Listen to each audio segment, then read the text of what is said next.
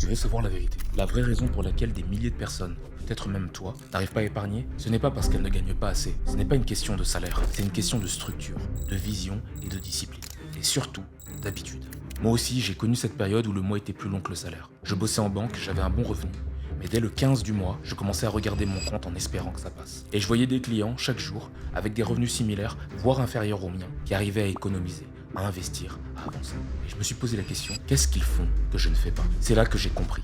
Mettre de l'argent de côté, ça s'apprend. C'est une compétence, pas un don. Et tout le monde peut y arriver. Même si aujourd'hui tu es à découvert, même si tu penses que c'est impossible, dans cette vidéo, je vais te partager ce que j'ai appris en banque, ce que j'ai appliqué moi-même pour sortir de cette spirale, ce que je fais aujourd'hui avec mes clients pour qu'ils passent de zéro épargne à plusieurs milliers d'euros de côté, même en partant d'eux. Et je vais te montrer étape par étape comment toi aussi, tu peux reprendre le contrôle sur ton argent, sans te priver, sans devenir radin et surtout, sans faire de sacrifices absurdes. On va parler de stratégie, de psychologie et d'organisation. Alors installe-toi bien, prends de quoi noter et surtout, ouvre ton esprit. Parce que si tu mets en application ce que je vais te dire, tu pourrais bien te surprendre toi-même dans les 3 prochains mois. Et ça commence maintenant. Avant de parler de budget, d'astuces, d'automatisation, on va faire ce que très peu de gens font. Parce que si aujourd'hui tu ne mets rien de côté ou très peu, ce n'est pas parce que tu manques d'intelligence ou que l'argent et toi ça fait deux. C'est tout simplement parce que personne ne t'a appris comment faire. Ni à l'école, ni dans ta famille, ni dans ton entourage. Et du coup, tu fais comme 90% des gens. Tu gagnes, tu dépenses, tu vis. Mais tu ne sais pas où part ton argent. Tu sais ce que je dis souvent à mes clients? Le problème, ce n'est pas combien tu gagnes, c'est comment tu le gères. Et dans la majorité des cas, la vérité, c'est que tu n'as aucune idée claire de combien tu dépenses par mois. Tu penses que tu n'as pas assez pour épargner alors que tu as juste un budget désorganisé. Tu vis dans le flou, tu ne sais pas exactement ce que tu paies, à qui, quand et pourquoi est-ce que tu paies. Et surtout, tu fonctionnes à l'envers. Tu fais comme tout le monde. Tu gagnes ton salaire, tu payes tes charges, et s'il reste quelque chose à la fin du mois, tu essayes de mettre de côté. Mais on va pas se mentir, il ne reste jamais rien. Et pourquoi? Parce que tes dépenses s'adaptent à ton train de vie, et pas l'inverse. Faisons un petit test ensemble. Réponds à ces questions honnêtement, dans ta tête ou sur le papier. Est-ce que tu sais exactement combien tu dépenses par mois? Est-ce que tu sais combien tu dépenses en nourriture, en abonnement, en loisirs? Est-ce que tu connais ta zone rouge, le seuil à ne pas dépasser chaque mois pour être à l'équilibre? Est-ce que tu mets de l'argent de côté en début de mois ou seulement s'il en reste? Si tu ne peux pas répondre clairement, tu as des ajustements à faire. Et c'est ça qu'on va corriger dans cette vidéo. L'objectif maintenant, ce n'est pas d'épargner pour épargner, c'est de reprendre le pouvoir sur ton argent, de savoir exactement ce que tu gagnes, ce que tu gardes et ce que tu fais fructifier. Et tout ça sans te priver, sans te frustrer, sans sacrifier ta qualité de vie. Mais pour ça, il va falloir déconstruire certaines habitudes. Parce que le vrai changement, il commence pas avec une application ou encore un tableau Excel. Il commence avec un changement de mentalité. Tu ne dois plus voir l'épargne comme un bonus possible. Non. Mais en fait, tu dois le voir comme une priorité stratégique. À partir d'aujourd'hui, tu ne seras plus la même personne qui essaye de mettre de l'argent de côté. Non. Tu vas devenir la personne qui se paie en premier. Tu veux connaître la différence majeure entre ceux qui arrivent à mettre de l'argent de côté chaque mois et ceux qui, malgré leurs efforts, finissent toujours à zéro, voire à découvert? Ceux qui épargnent se payent en premier. C'est une phrase simple mais puissante. Et surtout, très peu de gens la mettent en pratique. Alors concrètement, comment la majorité des gens fonctionnent et pourquoi ça ne marche pas? Le schéma classique, c'est ça. 1. Tu reçois ton salaire. 2. Tu payes ton loyer, tu payes tes charges fixes. 3. Tu fais les courses, tu vis et tu te fais plaisir. 4. À la fin du mois, tu regardes s'il reste quelque chose. 5. S'il en reste un peu, tu mets 50 ou 100 euros de côté s'il en reste. Mais dans 95% des cas, il ne reste rien. Pourquoi? Parce que les dépenses ne s'adaptent pas à ton solde disponible sur ton compte bancaire. Plus tu laisses de l'argent disponible sur ton compte courant, plus tu le dépenses. Et ce n'est pas une faiblesse, c'est humain. L'argent appelle la dépense. C'est pour ça que tu te dois de retirer ton épargne de ta vue en début de mois avant de toucher à quoi que ce soit. Pour réussir à mettre de côté, je te présente la méthode des 3 comptes. Simple, puissante et efficace. Je l'applique moi-même et je l'enseigne à mes clients. Le premier compte, ce sera ton compte courant, c'est le compte que tu vas utiliser pour vivre. C'est le compte où tu reçois ton salaire et c'est aussi le compte sur lequel passent toutes tes dépenses fixes, comme ton loyer, tes abonnements, l'alimentation, les transports, etc. Le deuxième compte qu'on va appeler le compte 2, c'est le compte épargne automatique. Chaque début de mois, tu fais un virement automatique de ton compte courant vers ce compte-là. Il est dédié uniquement à ton épargne. Tu le mets hors de ta vue. Pas de carte bancaire dessus. Et tu n'y touches pas, sauf en cas de gros objectifs ou d'urgence. Une règle que tu dois retenir ici, c'est qu'une fois que l'argent est transféré, il n'existe plus. Le troisième compte, le compte 3, du coup, ce sera ton compte plaisir ou dépenses variables. Si tu te fixes un budget libre,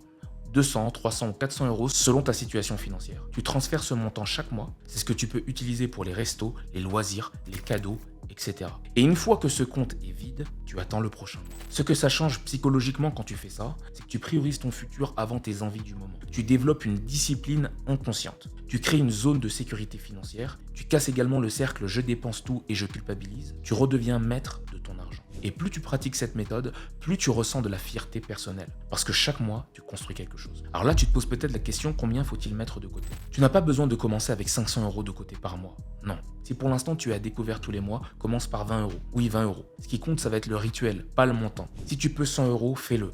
Si tu peux 300 €, c'est encore mieux. Mais le plus important ici, ça va être de te créer cette habitude. Un conseil que je peux te donner, c'est tout simplement de te mettre une alerte sur ton agenda le premier de chaque mois et également de programmer ton virement automatique le jour même où tu touches ton salaire. Ça va être beaucoup plus simple pour toi. Ce que tu dois retenir ici, c'est que il faut te payer en premier. Pour ça, en fait, tu dois choisir de bâtir au lieu de subir. Tu dois également te respecter financièrement et te créer mois après mois une vraie marge de manœuvre. Alors si tu veux vraiment mettre de l'argent de côté facilement, commence par te payer toi-même et pas les autres. Mettre de l'argent de côté, ce n'est pas juste épargner, c'est surtout reprendre le pouvoir sur tes dépenses. Parce que tant que tu n'as pas de clarté sur comment, pourquoi et où tu dépenses, tu auras toujours cette sensation d'argent qui disparaît sans explication. Ce que j'ai pu observer quand j'étais conseiller financier, quand je bossais dans une banque, c'est que je voyais défiler des relevés de compte toute la journée. Et tu sais ce que je remarquais particulièrement chez les gens qui étaient en galère, c'est qu'ils avaient beaucoup de petites dépenses invisibles. Des commandes sur Uber Eats tous les 2-3 jours, des abonnements non utilisés, des paiements fractionnés sans suivi, des achats compulsifs en ligne et du plaisir immédiat qui grignotait leur budget. Mais comme ce ne sont pas de grosses sommes, ils ne voyaient pas le problème. Jusqu'au jour où on faisait les comptes ensemble. Et là, bien évidemment, c'est le choc. J'avais des remarques du genre, je dépense vraiment 400 € par mois dans la bouffe livrée. J'ai encore un abonnement Netflix alors que je n'ai même plus le mot de passe. J'ai encore un abonnement à la salle de sport, mais je n'y vais jamais. Et crois-moi, toi aussi, si tu analyses précisément tes dépenses, tu te retrouveras exactement dans la même situation. Vraiment. Ce que je te propose ici, c'est l'exercice du scanner bancaire. C'est un exercice ultra simple que tu peux faire dès aujourd'hui. Dans un premier temps, prends tes 3 derniers relevés de compte. La deuxième chose que tu vas faire, c'est ouvrir un fichier Excel ou une feuille blanche. La troisième chose que tu vas faire, c'est classer chaque dépense dans une catégorie. Nourriture, logement, transport, abonnement, loisirs shopping et divers. La quatrième chose que tu vas faire, c'est que tu vas additionner chaque catégorie. La cinquième chose à faire, c'est pose-toi ces 3 questions. Est-ce que cette dépense était utile? Est-ce que cette dépense était prévoyante? C'est-à-dire, est-ce qu'elle était utile pour ton avenir? Et la troisième question que tu vas te poser, est-ce que cet achat était émotionnel ou impulsif? Tu vas vite voir où ça fuit. Le but ici, bien évidemment, ce n'est pas d'arrêter de vivre. Je ne suis pas là pour te dire de ne plus jamais commander un burger ou de vivre comme un moine. Non, c'est pas mon rôle. Le but ici, c'est juste d'arrêter des dépenses inconscientes. Celles que tu fais sans réfléchir, sans calculer et qui t'apportent aucune valeur réelle dans ta vie. Parce que ce sont ces dépenses-là qui t'empêchent de mettre de l'argent de côté. C'est pas ton loyer, c'est pas ton assurance, mais c'est les 7 € par-ci, les 15 € par-là qui se transforment en 500 € par mois sans que tu t'en rendes compte. Une autre astuce puissante, c'est la règle des 72 heures avant tout achat non essentiel. La première chose à faire, c'est note-le sur ta liste d'envie. La deuxième chose que tu vas faire, c'est attends 72 heures avant de prendre une décision. Et la troisième chose, si après 3 jours tu sens que tu en as réellement besoin, tu l'achètes. Sinon, bien évidemment, tu le supprimes. Et là, tu verras que 80% des cas, tu oublies l'envie. La deuxième astuce, c'est le plafond plaisir hebdomadaire. Ici, tout simplement, fixe-toi un plafond plaisir chaque semaine. Par exemple, 50 €, 75 €, 100 € selon ton budget. C'est ton argent pour les petits plaisirs de la vie. Mais quand c'est fini, c'est fini. Ça va t'éviter tout simplement de grignoter ton budget sans faire exprès. Et puis si tu vis en couple, je ne vais pas te l'apprendre, il faut que la communication soit claire. Je vous conseille de poser ensemble vos priorités, vos limites de dépenses personnelles, vos objectifs communs d'épargne. C'est souvent dans les dépenses à deux que les fuites se multiplient si rien n'est cadré. Ce que je veux que tu retiennes, c'est que si tu veux épargner sans te frustrer, alors commence par dépenser consciencieusement. Fais un vrai bilan de tes sorties d'argent. Coupe les abonnements qui te sont inutiles. Crée des règles simples. Et surtout, traque les petites dépenses invisibles. Parce que c'est souvent là que tu perds l'argent que tu penses ne pas avoir. Maintenant que tu as compris l'importance de dépenser consciencieusement, il est temps de passer à l'étape structurante, c'est le budget. Et là, je t'attends déjà à me dire, Obed, j'ai horreur des tableaux Excel, etc., etc. J'aimerais réussir à tenir un budget plus de 3 jours. Ça me saoule, je suis pas comptable et je te comprends totalement. Et justement, je vais pas t'apprendre à devenir comptable. Je vais t'apprendre à créer un budget simple, visuel, qui te rend libre sans te frustrer. Un budget, en fait, c'est pas une punition. Ce n'est pas une privation. C'est pas un truc qu'on fait parce qu'on est fauché. Un budget, c'est un outil de clarté. C'est une sorte de GPS sur le plan financier. Tu sais où tu vas, tu sais ce que tu peux faire et surtout, tu arrêtes de subir ton argent. Un budget bien fait, c'est une libération mentale. Tu n'as plus à te demander à chaque fin de mois, est-ce que je peux me permettre ce resto? Est-ce que je peux me permettre ce week-end? Ou est-ce que je peux me permettre de faire ce cadeau? Tu sais exactement où est-ce que tu en es. La méthode simple, c'est le système des enveloppes modernes. On va découper ton budget en 6 grandes catégories et tu vas leur attribuer des pourcentages de ton revenu. Dans un premier temps, on va parler des charges fixes. Les charges fixes, ça va être ton logement, l'eau, l'électricité et les différents abonnements. Ici, ça doit représenter maximum 50% de tes revenus. La deuxième catégorie, ça va être la nourriture, qui, elle, représente entre 10 à 15% de tes revenus. Troisième catégorie, ça va être le transport. Donc ici, on va parler de carburant et déplacement également professionnel. Donc en moyenne, c'est 5 à 10% de ce que tu gagnes. La quatrième catégorie, ça va être l'épargne. Ici, l'épargne, ça doit représenter entre 10 et 20% de ce que tu gagnes. Et n'oublie pas une chose, l'épargne, tu dois en faire ta priorité. La cinquième catégorie, ça doit être les loisirs et les plaisirs que tu veux te faire chaque mois. Et ici, ça représentera 10% de tes revenus. La sixième et dernière catégorie, ça va être tout ce qui va être les imprévus. Donc là, tu vas y consacrer au moins 5% de tes revenus. Bien évidemment, ce sont des repères, tu peux les adapter à ta situation. Mais l'idée ici que tu dois retenir, c'est que tu dois répartir tes revenus avant de les dépenser. Et là, tu te demandes concrètement comment est-ce que tu peux faire. Tu peux tout simplement te créer une fiche Excel où tu peux utiliser des applications comme Banking, Linkso ou encore Notion si tu veux le faire proprement. Et tu fais 3 colonnes. La première colonne, c'est pour les revenus. La deuxième, c'est pour les dépenses fixes. Et la troisième, c'est pour les dépenses variables. Puis tu détermines combien tu alloues à chaque zone. Et chaque semaine, tu fais un mini point de 10 minutes pour voir si tu es aligné avec tes objectifs. Le but ici, c'est pas d'être parfait, mais c'est d'être conscient de ce que tu fais. Un petit hack visuel que j'utilise personnellement, c'est le code couleur sur les relevés bancaires. Tu imprimes ton relevé, ou tu le fais de manière numérique, et tu surlignes chaque type de dépense avec une couleur. Par exemple, le vert, ça pourrait être les charges fixes. Le jaune, ça pourrait être la nourriture. Le rouge pour les plaisirs. Le bleu pour les abonnements et le violet pour les imprévus. En 5 minutes, tu vas voir ce qui te coûte le plus cher et où concrètement tu peux ajuster tes dépenses. Si tu préfères des applications, voici quelques applications simples que tu peux utiliser.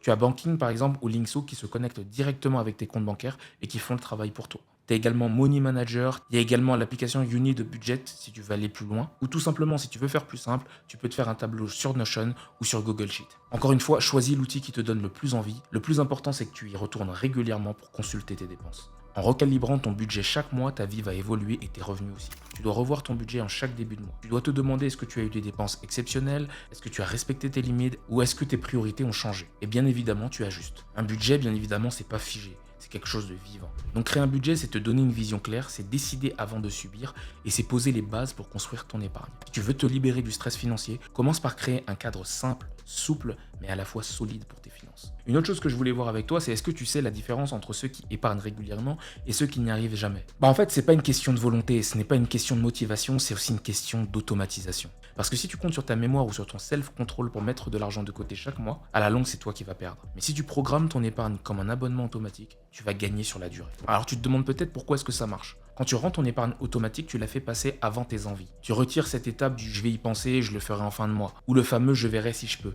En fait, tu te crées une habitude invisible mais très puissante. Et tu sais quoi? Au bout de 3 mois, tu ne remarques même plus que l'argent part. Parce que tu apprends à vivre avec ce qui reste. Imaginons que tu touches ton salaire le 5 du mois. Tu peux programmer avec ton application bancaire un virement automatique de 100 € vers ton compte épargne le 6 de chaque mois. Ou 50 € sur ton livret A ou un compte d'investissement ou un compte pour ton projet. Tu peux diviser entre court terme, c'est-à-dire une épargne de sécurité, et long terme. Donc là, ça va concerner plus les investissements, les voyages ou les différents projets que tu peux avoir. Ce qui est bien en faisant ça, c'est que les virements vont partir sans aucune action de ta part, tu ne t'en occupes plus et tu vas progresser en mode pilote automatique. Mais concrètement, comment est-ce que tu peux mettre ça en place? La première chose que tu dois faire, c'est ouvrir ton application bancaire. La deuxième chose que tu dois faire, c'est de choisir un montant réaliste que tu peux mettre de côté tous les mois. Ça peut être 20, 50 ou même 100 €. En fait, peu importe. Mais choisis un montant réaliste. La troisième chose, tu programmes un virement automatique récurrent à une date fixe. La quatrième chose, c'est que tu ne touches jamais à ce compte, sauf si ton objectif est atteint ou en cas d'urgence réelle. Également, ce que tu peux faire, c'est renommer ton compte épargne avec un objectif précis. Ça va t'aider. Par exemple, tu peux mettre mon premier investissement, mon fonds de sécurité ou projet liberté par exemple. Et psychologiquement, tu seras beaucoup plus motivé à le voir grossir. Concrètement, ce que ça va t'apporter mentalement, c'est que tu ne culpabilises plus si tu fais un achat plaisir. Et tu commences à voir de l'argent s'accumuler sans effort. Et c'est là que le déclic se produit. Tu passes de je n'ai jamais réussi à économiser à j'ai 500, 1000 €, 2000 € de côté, sans même m'en rendre compte. Et ça change ta vie. Ce que je vois chez mes clients, c'est dès que l'on met en place l'automatisation, les résultats sont bluffants. Certains vont réussir à se constituer un fonds d'urgence de 3 mois de salaire en 6 à 8 mois. D'autres vont réussir à se financer un voyage, une formation ou leur premier rapport immobilier sans douleur. Et surtout, ils me disent tous la même chose. C'est qu'ils me disent qu'ils ne se sont pas sentis frustrés une seule fois. Parce que tu enlèves cette friction mentale. Tu n'as plus à te battre avec toi-même chaque mois. Tu avances. Point. Alors une chose, si tu veux mettre de l'argent de côté facilement, automatise. C'est la meilleure stratégie pour gagner sans te battre. Une fois que c'est en place, tu fais partie des 10% qui construisent pour demain, pendant que les autres dépensent pour aujourd'hui. Tu crois peut-être qu'il faut gagner plus pour épargner plus? C'est vrai qu'augmenter ses revenus, c'est quelque chose de puissant et on en reparlera dans une prochaine vidéo. Mais ce que je veux te montrer ici, c'est que même avec le même salaire, tu peux augmenter ta capacité d'épargne dès ce mois-ci. Pas dans 6 mois, pas quand tu changeras de job. Maintenant. Et comment on fait ça? En optimisant ton quotidien, en supprimant l'inutile, en améliorant l'essentiel et en réajustant ta manière de consommer. Sache que la majorité des gens gaspillent sans le savoir. Quand je fais un audit financier avec mes clients, je trouve en moyenne entre 200 et 500 € par mois de dépenses évitables. Oui, tu as bien entendu. Et je ne parle pas de sacrifice. Je parle de frais bancaires inutiles, d'assurances trop chères, d'abonnements oubliés, de courses mal organisées, de forfaits téléphoniques hors de prix et des habitudes de consommation qui sont mal maîtrisées. Et si tu veux augmenter ta capacité à épargner, commence par là. Sache une chose, c'est qu'il y a 7 leviers pour se libérer de l'argent sans gagner plus. La première chose, c'est de changer son forfait téléphonique. La plupart des gens payent 30, 40, parfois même 60 euros, alors qu'un forfait équivalent existe à 9,99 €. Donc en économie potentielle, on est entre 30 et 50 euros par mois. Le deuxième levier, c'est de négocier ses assurances, comme son assurance auto, habitation, voire même santé. Tout simplement en faisant jouer la concurrence. Tu appelles ton assureur, tu compares en ligne et tu peux économiser entre 20 à 100 euros par mois selon ton profil. Le troisième levier, c'est annuler les abonnements inutiles. Est-ce que tu es toujours abonné à une application de sport? Est-ce que tu es abonné à plusieurs plateformes de streaming ou tout simplement à un club que tu fréquentes plus? Si oui, résilie et dès aujourd'hui. Ça va te permettre d'économiser entre 20 à 80 euros par mois. Le quatrième levier, c'est de planifier tes courses et arrêter le gaspillage. Ici, c'est simple, le conseil que je peux te donner et que je m'applique à moi-même, c'est de faire une liste. Va au supermarché une fois par semaine, pas tous les jours. Également, ça va être de cuisiner. C'est un énorme levier pour pouvoir mettre de l'argent de côté. Et tu verras qu'en faisant ça, tu pourras économiser 100 euros par mois en moyenne. Le cinquième levier, ça va être de réduire la livraison et les petits plaisirs quotidiens. Un café par jour à 2,50 €, ça fait quand même 75 euros par mois. Un Uber Eats tous les 3 jours, ça fait 300 euros par mois. Si tu remplaces 70% de ça, tu libères au moins 150 euros sans t'en rendre compte. Le sixième levier, ça va être de changer de banque si tu payes encore des frais. Certaines banques prennent encore énormément de frais de tenue de compte, de commissions sur les paiements ou sur les virements. Je te conseille de passer sur une banque en ligne qui a des services gratuits, comme Revolut par exemple. Et là, ça va te permettre de faire une économie entre 10 à 20 euros par mois. Le septième et dernier levier, ça va tout simplement être de supprimer les achats émotionnels. Chaque fois que tu es fatigué, frustré, stressé, est-ce que tu vas sur Amazon ou Zara par exemple? Ici, il faut que tu travailles ton rapport émotionnel à l'argent. Comme on l'a vu précédemment, attends 72 heures avant tout achat. Ça va te permettre de sauver entre 100 à 300 euros par mois, rien qu'avec ça. Une chose qui peut être utile, c'est appliquer la méthode 20-80 à ton budget. Et je te conseille de te poser cette question. Quelles sont les 3 habitudes qui me coûtent 80% de mes dépenses inutiles? Et attaque celle-là en priorité. Ce sont ces 2-3 ajustements que tu vas faire qui vont avoir le plus gros impact sur ton budget. Dès que tu fais une économie, programme le même montant en virement automatique vers ton épargne. Par exemple, tu as réduit un abonnement de 20 euros, tu mets 20 euros de côté chaque mois. Tu ne vas pas sentir forcément la différence dans ton train de vie, mais crois-moi, ton compte épargne, lui, va sentir toute la différence. Tu n'as pas besoin de gagner plus pour mettre plus de côté. Tu dois juste reprendre le contrôle sur ton quotidien. Chaque dépense évitée, c'est un levier pour ton avenir. Et ces tout petits gestes cumulés sur 6 mois, 1 an, 2 ans, ils peuvent te permettre de te constituer un fonds de sécurité, de financer un voyage, de faire un apport immobilier ou tout simplement de te lancer dans un projet perso. Si je te disais que le stress financier que tu ressens parfois ou tout le temps pourrait disparaître en quelques mois, est-ce que tu me croirais? Est-ce que tu sais ce qui provoque l'angoisse? La peur du et si je perds mon job? Et si ma voiture tombe en panne? Et si j'ai un imprévu ce mois-ci? Et c'est là que le fonds d'urgence entre en jeu. C'est le pilier numéro 1 de la tranquillité financière. Alors qu'est-ce qu'un fonds d'urgence? C'est une somme disponible immédiatement que tu as placée sur un compte sécurisé, comme le livret A, le livret développement durable, etc. C'est de l'argent qui va te servir pour les coups durs, sans devoir s'endetter ou même se mettre en galère. C'est ta ceinture de sécurité financière. Tu espères bien évidemment ne jamais t'en servir, mais tu es tellement soulagé de l'avoir quand un imprévu arrive. Alors pourquoi est-ce que c'est non négociable d'avoir un fonds de sécurité? Parce qu'il suffit d'une panne de voiture, d'une perte de revenus temporaire, d'un souci de santé ou d'une dépense urgente pour un proche, pour que ton budget parte en fumée si tu n'as pas de matelas de sécurité. Et tu sais ce que font 70% des gens dans ce cas? Ils utilisent leur découvert ou un crédit à la consommation, ou pire, ils reportent leur loyer ou sautent des repas. Et tout ça, crois-moi, ça se prévient. Et tu peux y arriver plus vite que tu ne le penses. L'objectif ici à se fixer, c'est avoir 1 à 3 mois de dépenses de côté. T'as pas besoin d'avoir 10 000 euros demain sur ton compte de précaution, mais tu dois viser un minimum d'1 mois de dépenses vitales. Et à terme, bien évidemment, ton objectif, il sera souvent de 3 à 6 mois de côté. Pour ça, il va falloir que tu fasses des calculs. Tu dépenses 1 200 euros chaque mois pour vivre. Alors ton objectif, ça doit être d'avoir 3 600 euros de fonds d'urgence. Mais si aujourd'hui tu n'as rien, commence par 500 euros, puis 1000, et tu construis palier par palier. Tu peux placer ces fonds sur un livret A ou sur un livret de développement durable. C'est sécurisé, c'est liquide et tu peux les récupérer assez rapidement. Faut pas laisser cet argent sur ton compte courant parce que tu risques de les dépenser. Ça ne sert à rien de les mettre en bourse, en crypto ou sur une assurance vie. Ce sont des fonds d'urgence, ce n'est pas de l'investissement, c'est une assurance mentale au cas où il t'arrive quelque chose. Alors comment le constituer concrètement? La première chose que tu dois faire, c'est que tu dois définir le montant cible. Par exemple, ça peut être 2000 euros. La deuxième chose que tu vas faire, c'est créer un compte séparé. Compte épargne. Et la troisième chose, c'est que tu l'alimentes automatiquement tous les mois. La quatrième chose à faire, c'est que tu n'y touches pas, sauf imprévu réel, comme une urgence mécanique, médicale ou familiale. Tu peux aussi utiliser les primes de ton travail, un remboursement d'impôts, des ventes Vinted ou Le Bon Coin et des petits bonus que tu peux avoir. En fait, tout ce que tu vas gagner en extra, ça peut nourrir en fait ton fonds d'urgence jusqu'à ce que tu atteignes ton objectif. Et concrètement, ce que ça va changer dans ta vie, le fait d'avoir un fonds d'urgence, c'est que tu dors mieux, tu es plus calme, tu reprends des décisions moins émotionnelles, tu n'as plus peur des imprévus, tu peux même refuser des situations toxiques, par exemple au travail, parce que tout simplement, tu n'es plus à zéro. Tu gagnes en liberté, en dignité et même en puissance de décision. Alors si tu veux respirer financièrement, si tu veux avoir le droit de dire non à la pression, au stress ou au manque, alors ton premier objectif, ce n'est pas d'investir, c'est de construire ta base de sécurité. Et cette base, c'est ton fonds d'urgence. Épargner pour épargner, ça motive personne. Ce n'est pas excitant de dire j'ai 2000 euros de côté qui dorment. Non. Tu sais ce qui est excitant, ce qui te fait tenir sur la durée? C'est de savoir pourquoi tu mets de l'argent de côté. Et c'est là que la magie commence. Parce qu'une fois que ton épargne a un sens, tu ne la vis plus comme un effort, tu la vis comme une construction. Pourquoi la majorité des gens arrêtent d'épargner après 2 mois? Tout simplement parce qu'ils n'ont pas de vision. Ils veulent épargner comme on coche une case. Mais ils n'ont aucune clarté sur pourquoi ils épargnent, pour quand et à quoi ça va réellement leur servir. Résultat, au premier coup dur ou à la première tentation,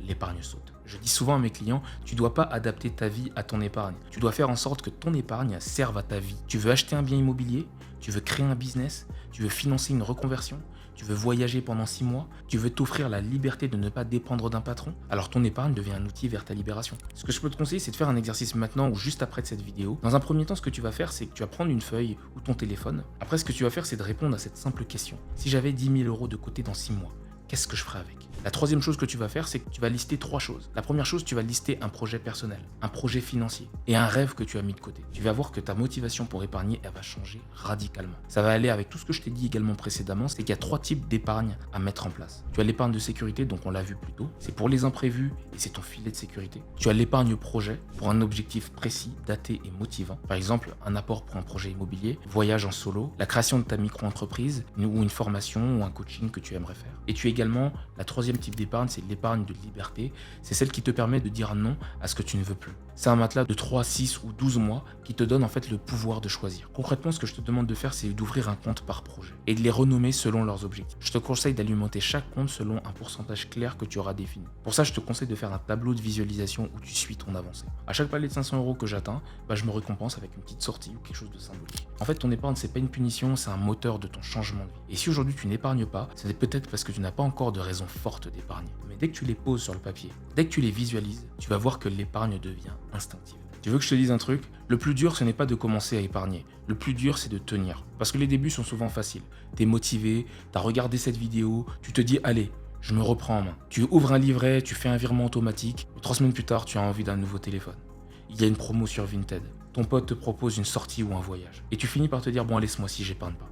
Et le mois suivant, tu recommences. C'est exactement là que tu dois développer une chose que personne n'enseigne, la discipline financière. L'erreur à éviter, bien évidemment, c'est de tout miser sur la motivation. La motivation, c'est bien pour me démarrer, mais elle est comme une pile, ça va se vider assez vite. Ce qui fait que tu vas réussir à tenir 3 mois, 6 mois ou 12 mois, c'est la structure, les rappels et l'engagement personnel. Et c'est pour ça que je partage maintenant avec toi les 5 leviers concrets pour rester discipliné. Le premier levier, ça va être l'environnement. Entoure-toi de personnes qui parlent argent de manière saine. Si ton entourage te pousse à cramer ton salaire dès le 5 du mois, tu vas vite replonger. Suis des comptes Instagram, YouTube ou podcasts qui parlent d'épargne, d'investissement et d'organisation. Parle de tes objectifs avec des gens de confiance qui peuvent t'aider à tenir tes objectifs. Le deuxième levier, c'est le rendez-vous mensuel. Bloque-toi 1 heure par mois dans ton agenda, toujours le même jour. C'est ton rendez-vous financier. Tu ouvres ton tableau, tu ouvres ton application ou ton compte, tu regardes où tu en es, tu ajustes tes objectifs, tu te félicites si tu avances et tu corriges si tu t'égares. Une astuce que je peux te donner, c'est fais-le dans un endroit que tu aimes, dans un café calme, dans un parc, dans un bureau propre. Vraiment fais en sorte que ce rituel soit agréable pour toi. Le troisième levier, ça va être la micro-épargne quotidienne. Si 100 euros d'un coup c'est dur, commence par 3 euros par jour. C'est 90 euros par mois et ça ne change pas ton quotidien. Tu peux même faire 1 euro dès que tu commandes moins sur Uber Eats par exemple. 5 euros si tu réussis un achat. 10 euros à chaque victoire budgétaire. En fait, ici, tu vas transformer ta discipline en jeu. Le quatrième levier, ça va être de visualiser l'objectif final. Donc ici, imprime une image de ton projet. Crée une sorte de barre de progression sur ton mur ou sur ton carnet. Tu veux épargner 3000 euros? Fais une frise avec 30 étapes de 100 euros. Chaque palier que tu vas atteindre, ça va être un shot de dopamine pour toi. Tu vois que tu avances et en plus, tu n'as plus envie d'abandonner. Le cinquième levier, ça va être de rendre l'argent difficilement accessible. Si tu ne veux pas être tenté, mets ton épargne sur un compte sans carte bancaire, dans une banque différente de celle que tu utilises au quotidien. Si tu dois faire 3 étapes pour récupérer ton argent, tu vas y réfléchir à 2 fois. Ce que tu dois retenir, c'est que l'épargne, c'est pas un sprint, c'est un marathon. Et comme pour tout marathon, tu dois t'entraîner. Tu dois avoir une stratégie claire et tu dois garder le cap, même quand c'est dur. La discipline, c'est pas de la privation. Et cette maîtrise, elle change ta vie. Si tu es encore là, c'est que t'es pas comme tout le monde, tu n'es pas là juste pour écouter des conseils. Tu es là pour changer quelque chose, tu es là pour reprendre le contrôle de ton argent, pour avancer, pour construire quelque chose de solide. Tu viens de voir que mettre de l'argent de côté, ce n'est pas magique, ce n'est pas réservé à ceux qui gagnent 5000 euros par mois, c'est une histoire de structure, d'organisation, de discipline et surtout d'accompagnement. Peut-être que tu as déjà lu des livres, suivi des vidéos, mais ce qu'il te manque, c'est un plan d'action clair, adapté à ta vie, avec quelqu'un pour t'aider à le suivre. Et c'est exactement ce qu'on propose avec mon équipe. Ce qu'on te propose maintenant, si tu veux, c'est qu'on analyse ta situation financière, on étudie ce qui t'empêche aujourd'hui d'épargner efficacement, qu'on crée ensemble une stratégie concrète pour générer de l'épargne tous les mois, qu'on te montre comment utiliser cette épargne pour investir, construire et t'élever financièrement. Clique sur le lien dans la description, tu vas accéder à une analyse gratuite de ta situation et tu pourras prendre rendez-vous avec un membre de mon équipe. Ce rendez-vous, ce n'est pas un appel de vente, c'est un vrai diagnostic. On veut t'aider à voir clair, à débloquer ta situation et à bâtir un vrai plan d'action. Et si on voit qu'on peut vraiment t'aider plus loin, on te le dira. Sinon, tu repars avec des conseils adaptés à ta situation. Mais une chose est sûre, tu ne seras plus dans le flou. Maintenant, tu as deux options. Tu fermes cette vidéo, tu continues comme avant, tu repousses encore, tu te dis que tu vas voir le mois prochain. Ou alors, tu prends ce que tu as appris aujourd'hui, tu fais une analyse, tu bookes ton appel et tu fais partie de ceux qui passent à l'action. Dans tous les cas, c'était Obed, c'est un plaisir pour moi de faire cette vidéo. Et on se dit à la prochaine. Ciao, bye bye.